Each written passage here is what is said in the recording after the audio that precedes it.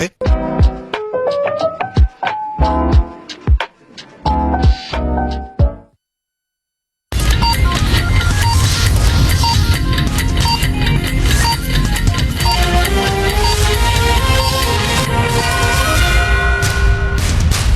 Headline news के लिए ताउन किया है एक्स्ट्रा लॉन्ग ऑलवेज के 3 गुना तहफ़्फ़ुज़ से रहो extra confident new always extra long.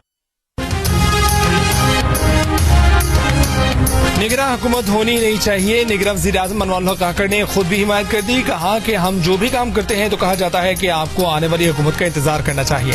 अगर ऐसा है तो फिर मुल्क में रवा हुकूमत ही रखनी चाहिए, निगरान हुकूमत होनी ही नहीं चाहिए। एक टीवी इंटरव्यू में उन्होंने कहा कि PIA की निजकारी पर काम हो रहा है। पाकिस्तान स्टील की निजकारी से मुतल्लिक 2-3 मॉडल्स पर बातचीत जारी है। मुश्किल फैसले करना मुंतखब हुकूमत के लिए मुश्किल होता है, निगरान हुकूमत के लिए मुश्किल नहीं होता। रेकोडिक के शेयर सऊदी अरब को बेचने पर अवामी सतह पर कोई बात नहीं हुई। बोले किसी जमात को गैर कानूनी करार नहीं दिया गया। दंगा फसाद या किसी और निजाम पर पाबंदी लगी तो वो पाबंदी मेरे नोटिफिकेशन से खत्म नहीं होगी।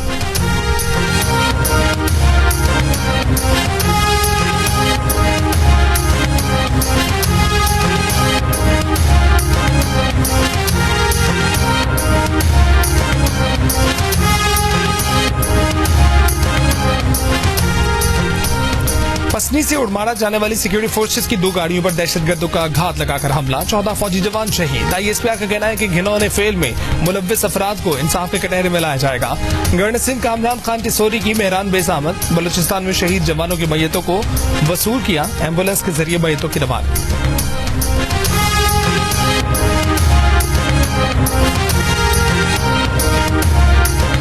PTI के रहनुमा असद कैसर को इस्लामाबाद में बनी गाला से उनके घर से गिरफ्तार कर लिया गया। FIR के मुताबिक असद कैसर पर गज्जू खान मेडिकल कॉलेज स्वाबी के फंड में खुद मुल्क का इल्जाम है। गज्जू खान मेडिकल कॉलेज स्वाबी से मशीनें गायब हुई और नाकिस फर्नीचर खरीदा गया। तहकीकात में असद कैसर समेत 5 मुलजिमान इस मामले में मुलव्विस पाए गए हैं। मुलजिमान ने सरकारी खजाने को 1,64,56,000 रुपए का नुकसान पहुंचाया है। जराये के मुताबिक असद कैसर को महकमा इंसदाद रिश्वत सतानी स्वाबी के सपोर्ट किया जाएगा।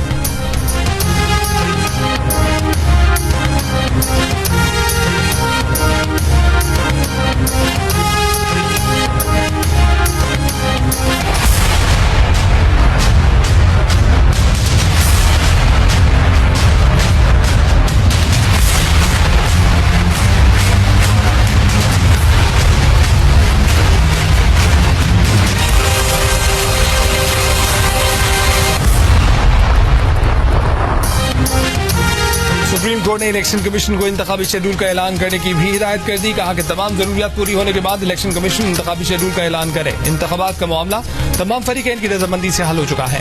उम्मीद करते हैं कि हर इदारा पुख्तगी और समझ के साथ चलेगा। अदालत में अटॉर्नी जनरल ने सदर की तरफ से इंतखाबात की तारीख की दस्तखतशुदा कॉपी पेश की। बताया कि इलेक्शन कमीशन ने इंतखाबात का नोटिफिकेशन भी जारी कर दिया है। चीफ जस्टिस पाकिस्तान ने कहा कि अगर सब खुश हैं तो हमें कोई एतराज नहीं।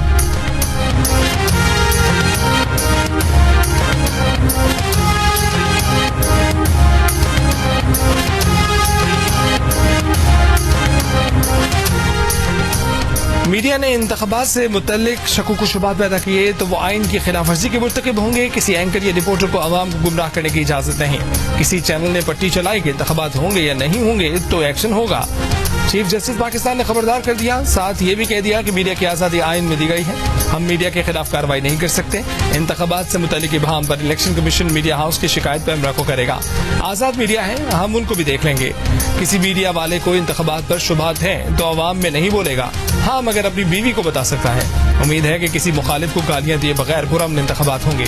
सुप्रीम कोर्ट ने इंतखाबात 90 दिन में कराने से मुतल्लिक केस निपटा दिया।